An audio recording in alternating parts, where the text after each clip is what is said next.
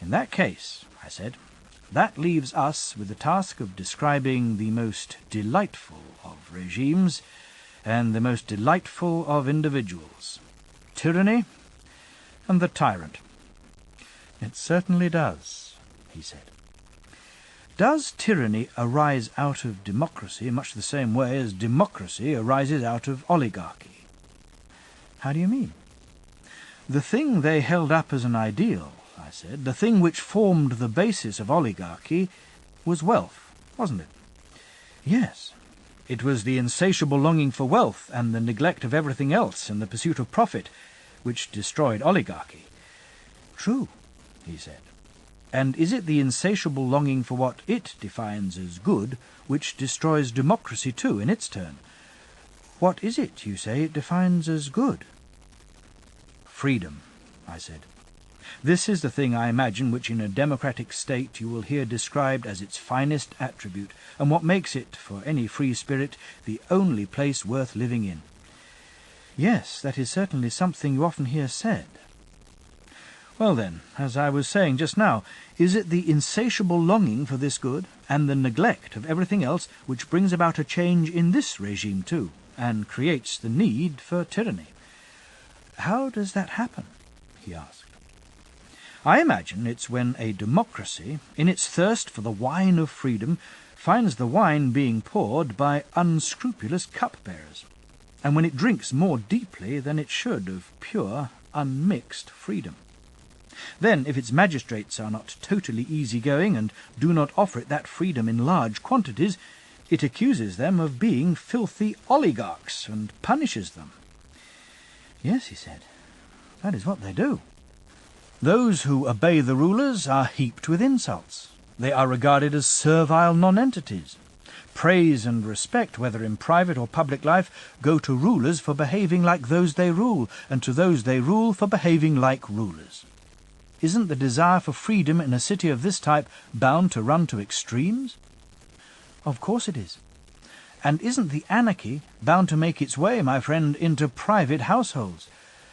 Can we give an example of that? A father, for example, gets used to being like a child and being afraid of his sons. A son gets used to being like his father. He feels no respect or fear for his parents. All he wants is to be free. Immigrants are put on a par with citizens, and citizens with immigrants, and the same with visiting foreigners. Yes, that's what happens. That, plus a few more trivial examples of the same kind, I said. In a society of this sort, teachers are afraid of their pupils and curry favour with them. Pupils have an equal contempt for their teachers and their attendants. In general, the young are the image of their elders and challenge them in everything they say and do. The old descend to the level of the young. They pepper everything with wit and humour, trying to be like the young, because they don't want to be thought harsh or dictatorial. Precisely, he said.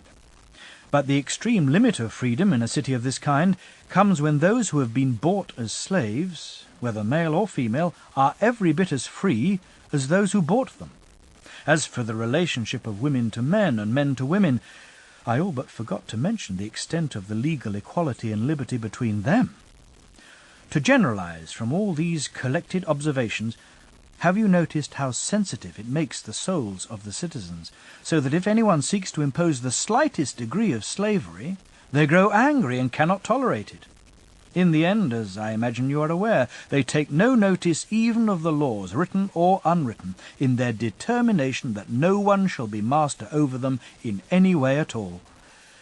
Yes, I'm well aware of that, he said. This is the form of government, my friend, so attractive and so headstrong, from which I believe tyranny is born. Certainly headstrong, he said, but what is the next step? We mentioned the class of idle and extravagant men, the most courageous element leading, the least courageous element following. We compared them to drones, the leaders to drones with stings, the followers to drones without stings. Rightly so. Very well. Let's make a theoretical division of the democratic city into 3 parts. After all, this is how it is in fact composed. This class of drones, I imagine, is one part.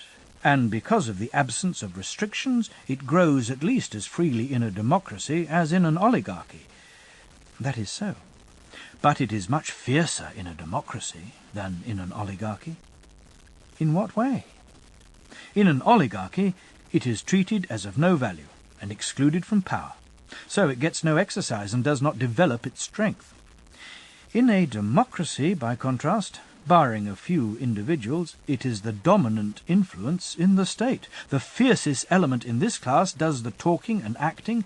The remainder sit around the rostrum, buzzing and refusing to allow the expression of any other view. The result is that in a regime of this kind, everything, with very few exceptions, is run by the class of drones. Exactly, he said. Then there's a second class, which always separates itself off from the majority. What class is that?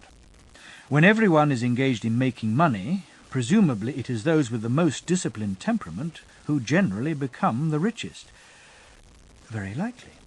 They provide a plentiful supply of honey for the drones, I imagine, and an easy source from which to extract it. Yes, he said, after all, they can't extract much from those who haven't got much. They're called the rich, these people we're talking about, the drones' feeding ground. That's about it, he said. The general populace would be the third class, manual labourers with little interest in politics and very little property of their own. This is the most numerous and powerful class in a democracy, but only when it is assembled together. It is indeed, he said, but if it isn't getting some share of the honey, it is reluctant to assemble very often. That's why it always does get a share of it, if its leaders have anything to do with it. They take it away from those who possess property and distribute it among the people, keeping only the lion's share for themselves. Yes, the people do get a limited share of that sort, he said. Those whose property is taken away are presumably compelled to defend themselves by speaking in the assembly and taking whatever other action they can. Of course, even if they have no desire at all for revolution, they are accused by the others of plotting against the people and being oligarchs. Naturally. In the end, when they see the people attempting to injure them, not maliciously, but out of ignorance, misled by their opponents, at that point, whether they like it or not, the rich really do become oligarchs, though not from choice. This, too, is an evil implanted in them by the stings of the drone we were talking about. It is indeed. Then you get impeachments, litigation, and lawsuits between the two classes. You certainly do. And isn't there a universal tendency for the people to set up one single individual who is their own particular champion? Don't they feed him up and make him mighty? They do.